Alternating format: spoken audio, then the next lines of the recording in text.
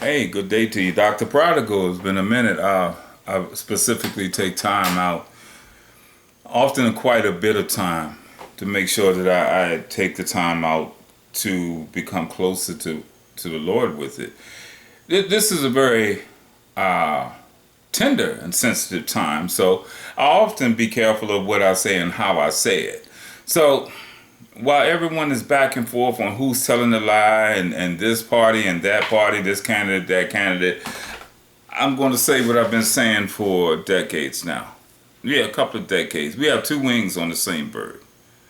And even recently, the more that I look at this, we also have the situation where, regardless of how good or bad something is in this world, it's still under the God of this world. So we have to keep that in mind. But today I wanted to just touch on something. I remember in the Bible, and this was something I was praying about, and I woke up very early in the morning. I love getting up in these things. Yes, I was out in the yard, so I'm hurting a little bit, and it's been crazy. But a situation arose where I have every right to be throwed all crazy angry. But in prayer, we these are the times when we really have to ask in prayer, okay, how do I deal with this? Because it only takes a hair of a gnat to step over from waiting on the Lord into revenge. And God said anything with venge is his. Revenge, avenge, he will do it all. So in me dealing with that, being angry, and, righteous indignation. True, I won't go into it because people don't need their business put all out here, even though I was hotter than fish grease, trust me. But what I heard was mercy with consequences. Okay. But immediately he went into a message on forgiveness with me. So, and what I could see in that dream, I was just standing there, and I was with Peter. And Peter was saying, oh, well, Lord, how many times do we have to forgive him? 7 times 7? And Jesus said, no, 7 times 70. At that moment in the dream, I saw millions of people just pop up. During any course of the day, I wonder how many people we come in contact with. So say if we just come in contact with 1,000 people, and it very well could be so if we're walking through stores, anything. I mean, 500 to 1,000 doesn't seem, unfathomable to me. But what God was showing me was that we just looked at that one time. Well, Jesus told Peter he had to forgive this man 7 times 70. Well, let's take it a little deeper. That 7 times 70 is for every person you come in contact with. If you come in contact with people and if you're forgiving everyone 7 times 70, you do not have time to keep a grudge. And as I saw it, I was looking around and it was just millions of people.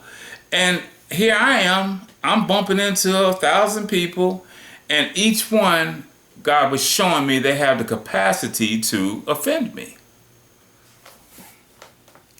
So I have nothing but forgiveness everywhere around me. Nothing but a command to forgive. 7 times 70 to each one of those. So imagine in a community you live. Say I live in a community, 500 people.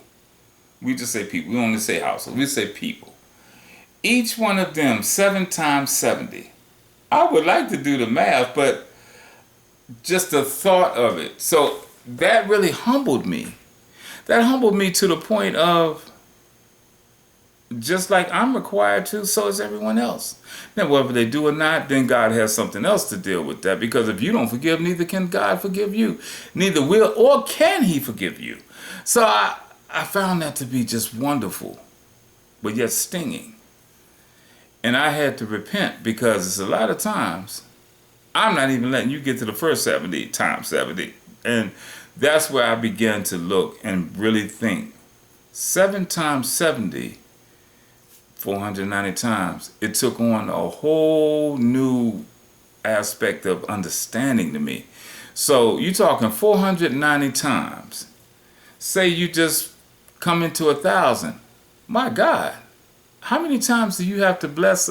How many opportunities do you have to bless someone with forgiveness? And that is a blessing. It is a gift. Again, it's time to go back out in the yard now. It's humid, the last of it. I want to encourage people, as you forgive, just go through, don't look at anything else. Just know that you are supposed to, so therefore you do.